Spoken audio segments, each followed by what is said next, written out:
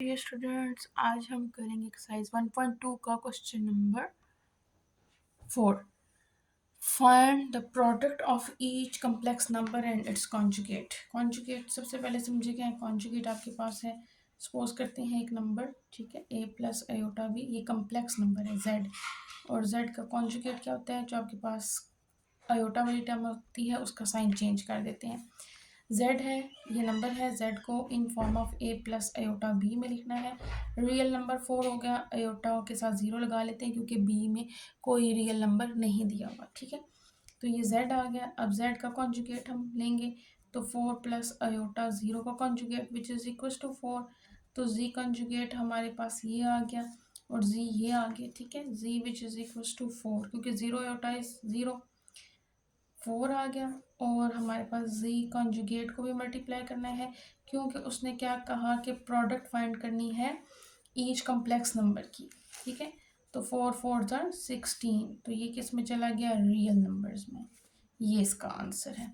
अच्छा, part number 2 देखेंगे, 1 minus iota, ठीक है। पार्ट नंबर 2 में देखें z which is equal to, let कर लेते हैं, z which is equal to 1 minus iota, z conjugate क्या आ जाएगा 1 प्लस आयोटा, क्योंकि आयोटा वाली टर्म का साइन हो जाता है चेंज। अब हम इसकी करेंगे product z into z conjugate which is equal to, एक दफ़ा हमारे पास आ जाएगा 1 माइनस आयोटा और एक दफ़ा आ जाएगा 1 प्लस आयोटा। तो ये a plus B A minus B बन रहा है जी।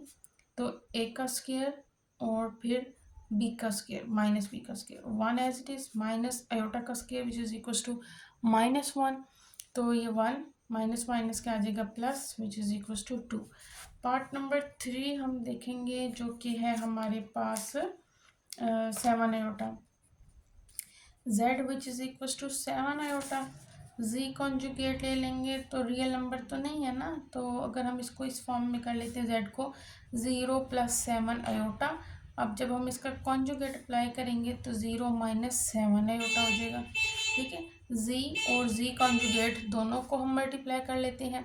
तो z देखिए आपके पास 7 आयोटा है और z कॉन्जुगेट 0 में से 7 आयोटा माइनस करें तो -7 आयोटा आ जाएगा इंटू -7 आयोटा। गौर से सुनिएगा, इस माइनस साइन को मैं बाहर ले जाती हूँ, ठीक है।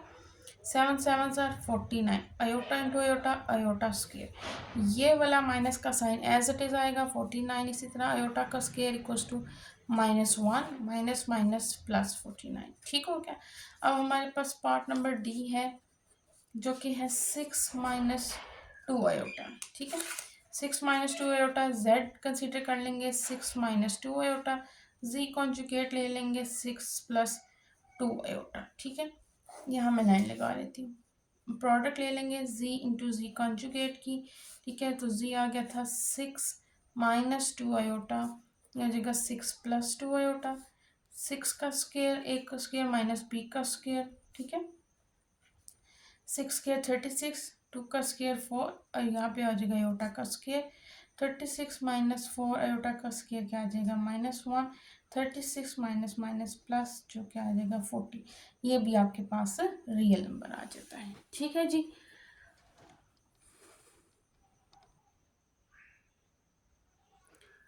क्वेश्चन नंबर 5 देखेंगे। आप यहाँ देखें कि z1 which is equal to 1 minus 2 iota and z2 equals to 2 plus iota. Show that z1 z2 whole conjugate, और यहाँ पर देखिए z1 के ऊपर अलग से conjugate है, z2 के ऊपर अलग से conjugate है। तो सबसे पहले conjugate वाला वही कंसेप्ट है, a प्लस आयोटा b हो, उसके ऊपर होल कॉन्जुगेट अप्लाई करें तो यहाँ पे a माइनस आयोटा b आ जाएगा, ठीक है। प्लस वाला साइन माइनस में चेंज हो जाता है जब कंजुगेट लगाते हैं, माइनस वाला साइन प्लस में चेंज हो जाता है, ठीक है। अच्छा जी, सबसे पहले लेफ्ट हैंड साइड लेकर चलेंगे z1 z2 होल कॉन्जुगेट। तो होल कॉन्जुगेट के लिए सबसे पहले मैंने क्या किया, z1 की वैल्यू लिखी, देखें z1 की वैल्यू लिखी है 1 माइनस 2 आयोटा डॉट मतलब मल्टीप्लाई, ठीक है। z2 की वैल्यू मैंने यहाँ डाल दी। अब मैंने कॉन्जुगेट अप्लाई नहीं किया, अभी मैं पहले सिंप्लीफिकेशन करी। 1 को मल्टीप्लाई किया 2 प्लस आयोटा के साथ, -2 आयोटा इसी तरह आ गया, 2 प्लस आयोटा को हमने यहाँ मल्टीप्लाई किया। देखिए यहाँ पे इसका कोफिशिएंट कोई नहीं है तो मैंने यहाँ 1 लिख दिया। तो फिर अब इसके बाद वन को मल्टीप्लाई किया टू प्लस अयोटा के साथ, वन वाली टर्म किसी के साथ मल्टीप्लाई होगी वही टर्म आ रही है, माइनस इसी तरह रहा, टू टू ज़र फोर और अयोटा यहाँ पर आ गया, plus minus minus, two one ज़र two, iota into iota which is equal to iota square. अच्छा अब यहाँ क्या है, two plus iota minus four iota minus two, इसी तरह अयोटा का स्क्वायर माइनस वन। देखिए मैं सब पे कंजुगेट लिख रही हूँ लेकिन मैंने अप्लाई नहीं किया। तो यहाँ पर two plus iota minus four iota minus minus plus two हो गया। अब इस टू को इस टू के साथ कंबाइन करेंगे तो ये आ जाएगा जी फोर। ये माइनस फोर अयोटा, इसके कोफिशिएंट वन है, four minus one is three और अयोटा एज इट इज। तो अब ये हमारे पास आ गई है लेफ्ट हैंड साइड का आंसर। ठीक है, अब हम Z1 Z2 जो अलग अलग कॉन्जुगेट अप्लाई हुआ है, देखिए इस पर कॉन्जुगेट अप्लाई हुआ है, इसके ऊपर कॉन्जुगेट अप्लाई हुआ है, राइट हैंड साइड हम प्रूव करेंगे कि क्या है, लेफ्ट हैंड साइड से जो आंसर आ रहा है, जो राइट हैंड साइड से जो आंसर आ रहा है वो इक्वल है कि नहीं।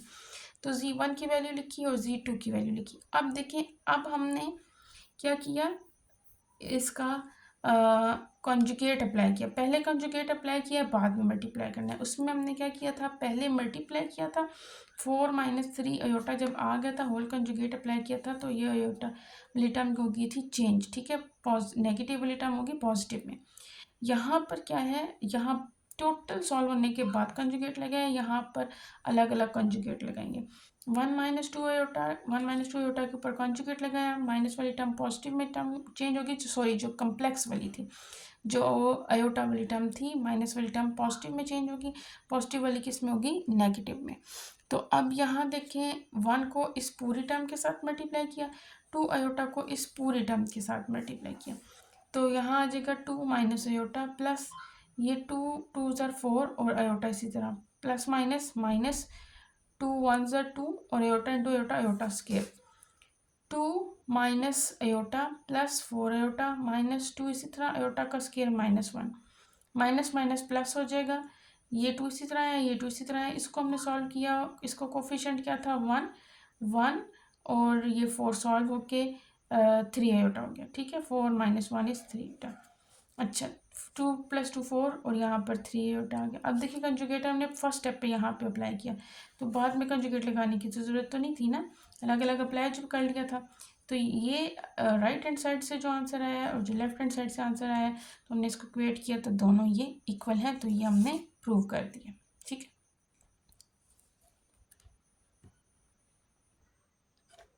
हाँ जी, इसका पार्ट नंबर 2 देखेंगे, Z1 by Z2 whole conjugate equals to Z1 conjugate separate है, Z2 के ऊपर अलग से कॉन्जुगेट है। Z1 one minus two iota, ये क्वेश्चन में दिया है, Z2 की वैल्यू दी हुई है, हम लोग लेफ्ट हैंड साइड में Z1 डिवाइडेड बाई Z2 की वैल्यू लगाएंगे। अब देखिएगा, पहले मैं इसको कर रही हूँ इसको सॉल्व, ठीक है, एंड में लगाऊंगी कॉन्जुगेट। यहाँ पर this term divide by this term Z1 divided by Z2, मैंने भी कोई कॉन्जुगेट अप्लाई नहीं किया, रैशनलाइजेशन करेंगे तो पॉजिटिव वाली टर्म किस में हो जाएगी, नेगेटिव में। ठीक है, two minus iota divide by two minus iota. Okay, नहीं ये बेटा इसको देखा करें, डिनोमिनेटर में जो कम्प्लेक्स नंबर होता है ना उसको रैशनलाइज करते हैं, उसको ख़त्म करना होता है, तो जो टर्म होती है उसी के ऑपोजिट लिया जाता है। यहाँ टू प्लस अयोटा है तो यहाँ टू माइनस अयोटा आ जाएगा, इन दोनों टर्म को आपस में मल्टीप्लाई कर दिया, ये ए प्लस बी और ए माइनस बी की होल फॉर्म में है। ठीक है, ए plus B A minus B की फॉर्म में है, तो यहाँ पे ए का स्क्वायर माइनस बी का स्क्वायर, यहाँ पे ए टू है और बी अयोटा है, ए का स्क्वायर क्या आ जाएगा, टू का स्क्वायर माइनस अयोटा का स्क्वायर आ जाएगा, इन दोनों को आपस में मल्टीप्लाई किया जी,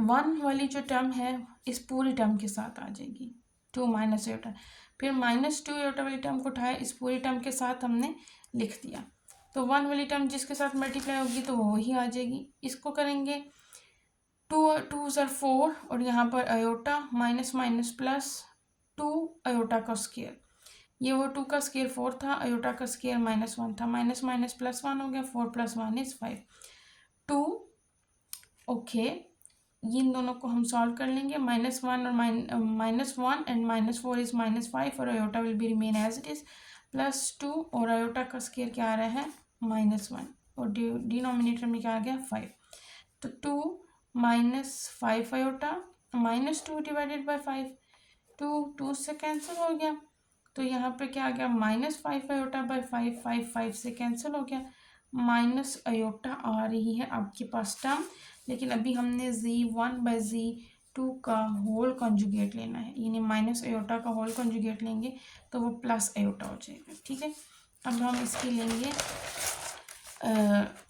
right hand side. Right hand side पर अगर आप देखें तो आपके पास z1/z2 यानी सेपरेट सेपरेट, इसके ऊपर भी कॉन्जुगेट लग रहा है, इसके ऊपर भी कॉन्जुगेट लग रहा है।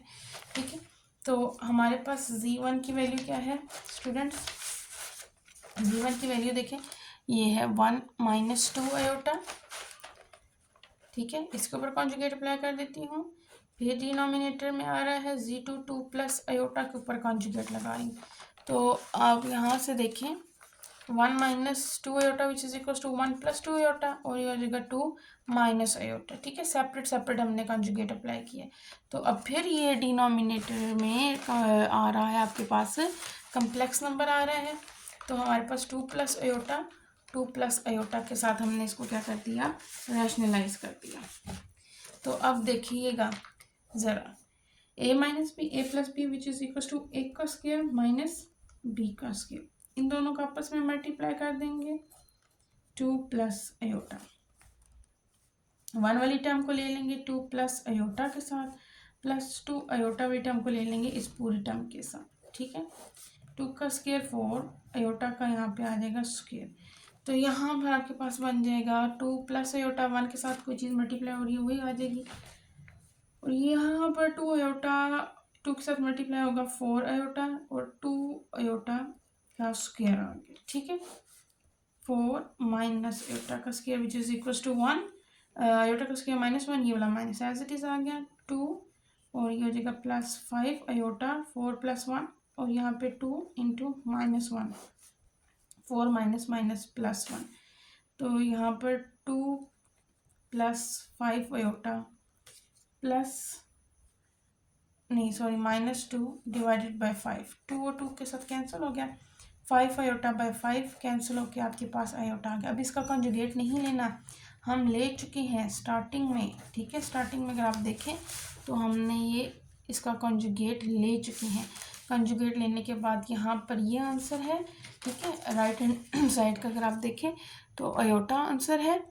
ठीक है, ये आपको नज़र आ रहा होगा, और यहाँ पर देखें आपके पास इसका जो लेफ्ट हैंड साइड से आंसर आया है वो क्या आ रहा है आपके पास, अयोटा आ रहा है। ठीक हो गया, तो लेफ्ट हैंड साइड का आंसर और राइट हैंड साइड का आंसर क्या हो गया, सेम। तो इसका क्या मतलब हुआ, left hand side equals to right hand side.